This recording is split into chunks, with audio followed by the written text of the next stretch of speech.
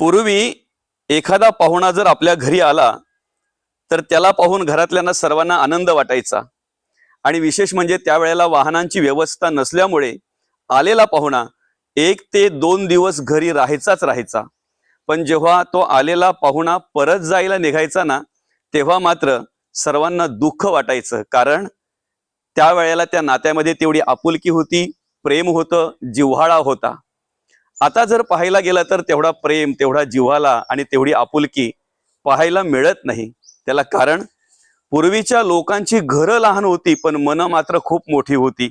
आता नेमकं काय झालं, आमची घरं आणि घराचे दरवाजे खूप मोठे झाले पण आमचं हृदय आणि हृदयाचा दरवाजा मात्र लहानच राहिला। खरं तर घर कितीही मोठी आणि कितीही घराचे मोठे दरवाजे असले तरी नाती किंवा मैत्री टिकणं त्याच्यावर अवलंबून नाही, तर नाती आणि मैत्री ही तुमच्या हृदय आणि हृदयाच्या दरवाजावर अवलंबून असतात। म्हणून आपलं हृदय आणि हृदयाचे दरवाजे मोठे हवेत जर मैत्री आणि नाती टिकवायची असतील तर। रामकृष्ण हरी।